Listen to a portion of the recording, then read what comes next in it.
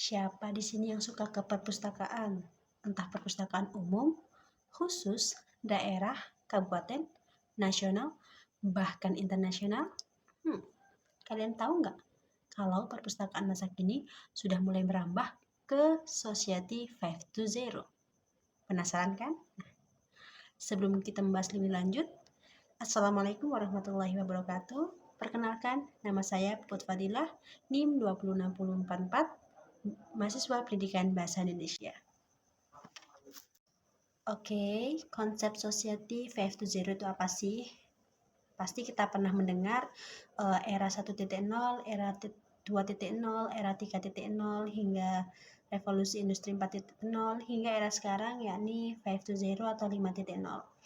Nah, di dalam bahasa Indonesia biasa disebut dengan masyarakat 5.0 atau generasi Z, Gen Z. Konsep 520 ini diusulkan menjadi konsep dunia baru karena mengutamakan integrasi kecerdasan buatan robotika. Misalnya di mesin learning, yakni di ChatGPT, contohnya ya seperti yang kita temui sehari-hari. Terus ada Bing, ada AI yang lain yang biasa membantu pekerjaan manusia.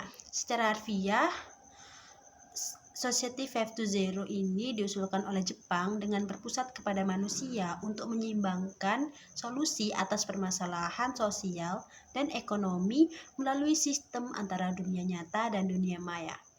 Konsep ini pertama kali ditujukan di perhelatan teknologi terbesar di dunia yang bertajuk CEBIT. Kalian bisa baca kepanjangannya di bawah ini pada tahun 2017. Pemikiran terhadap tatanan dunia baru ini lahir karena adanya batasan kepada manusia dalam mencari hal-hal penting dari derasnya informasi. Akibatnya, dari diri kita sendiri ini pasti merasa kelelahan ketika pencarian atau proses pencarian tersebut. Belum lagi keterbatasan dalam sumber daya umur dan keahlian yang sangat berbeda-beda. Oleh sebab itu, masyarakat 520 ini mengintegrasikan kecerdasan buatan yang dimana bertujuan untuk membantu masyarakat menjadi lebih maksimal. Jadi fokus masyarakat ini hanya berfokus untuk memecahkan atau menemukan ide-ide baru yang fresh, terus yang kreatif, inovatif, dan lebih aktif lagi. Tentunya yang bisa bermanfaat bagi masyarakat yang lainnya. Contoh, dalam kehidupan sehari-hari kita pasti tidak lepas dengan internet. Di dalam internet ada website, kita mencari peramban, kita searching, kita menemukan cara mencari bla bla bla kayak sangat susah. Kita cari melalui ChatGPT. Atau ketika ada pekerjaan yang memang sangat menanggung gitu beban, kita cari AI yang tentunya memudahkan pekerjaan kita. Hebat bukan? Apalagi khususnya mahasiswa-mahasiswa saat ini pasti sangat bergantung dengan AI. Contohnya saya. Oke, saat ini penerapan konsep 520 sudah merambah di segala bidang dan profesi. Salah satunya adalah perpustakaan. Pernahkah kalian berpikir perpustakaan saat ini akan terbawa arus ketinggalan zaman, dilupakan, buku-buku fisik ditinggalkan, dihancurkan, dan tak lagi dikenal oleh generasi yang akan datang? Karena saat ini masyarakat lebih memilih membaca digital, elektronik yang sudah tersedia di gawai masing-masing. Kalian pernah berpikir apa rasanya ketika kita tidak menemukan perpustakaan lagi di masa depan? Oke, mari kita stop overthinking tadi.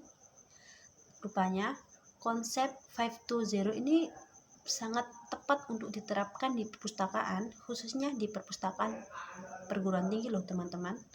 Kenapa demikian? Karena dari teknologi yang sudah berkembang pesat ini pasti sangat bermanfaat bagi baik pustakawan maupun pemustaka dalam mencari literatur. Seperti ketika kita ingin meng-copy paste dan mengirim file ke teman, kita nggak perlu susah-susah lagi untuk menulis, kemudian menjilid atau memfotokopi. Karena semua sudah tertera, semua sudah ada di searching tadi, yang mana memang sangat bermanfaat dan bisa dengan secara sat-set membantu kita. Ditambah lagi saat ini sudah ada perpustakaan digital loh, jadi kita nggak usah riwa-riwi untuk melihat jadwal buka tutupnya perpustakaan. Kita bisa mudah mengakses buku-buku PDF, e-books secara tepat, cepat, dan kita nggak perlu antri lagi. Terus kita nggak perlu mencari berjuta-juta buku di rak perpustakaan tersebut. Di era 5.0 ada 3 syarat utama agar perpustakaan mampu memenuhi era 5.0 tersebut. Apa aja itu? Yang pertama, infrastruktur dan kebijakan negara dan pemerintah yang fungsional. Pengetahuan tentang teknologinya juga harus terbaru, memang benar-benar harus up to date. Kemudian yang kedua, ada manfaat ekonomi yang merata dan berkelanjutan. Kemudian ada literasi digital yang merata. Jadi memang di era 5.0 ini perpustakaan memang berkecimpung atau memang harus terjun. Dan selain itu, kemampuan pustakawan juga harus dimiliki sebagai bentuk pendukung dari konsep perpustakaan era 5.0. Ada 4 pendukung tersebut. Apa aja? Yang pertama, creativity ini pustakawan dituntut memiliki kreativitas yang tidak lazim, seperti mampu menyelesaikan permasalahan yang terjadi secara tepat.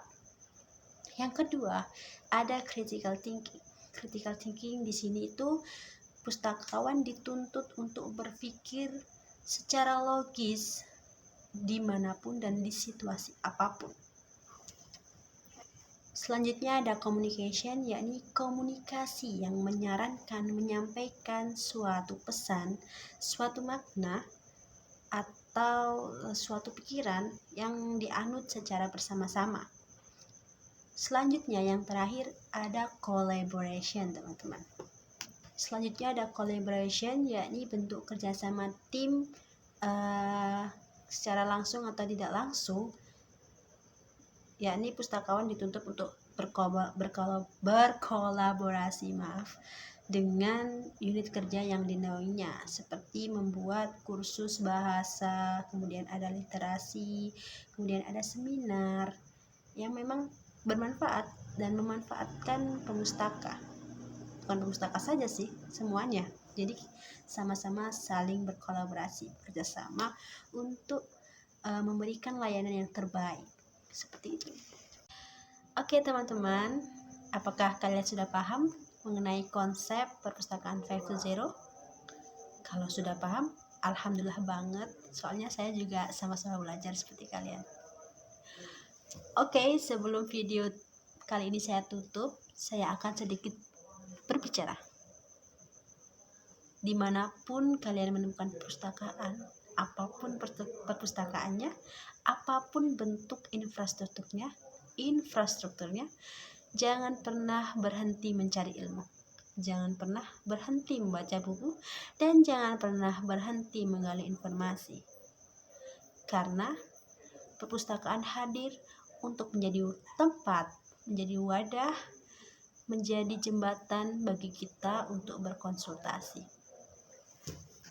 Meskipun saat ini sudah ada perpustakaan digital yang sudah diakses di mana saja, tetaplah kalian mengunjungi perpustakaan-perpustakaan di lingkungan kalian, karena buku-buku yang telah berjajar apik di rak tersebut sedang menanti kalian untuk membacanya. Saya Puput Fadilah pamit undur diri, sampai jumpa di video selanjutnya, dan salam literasi.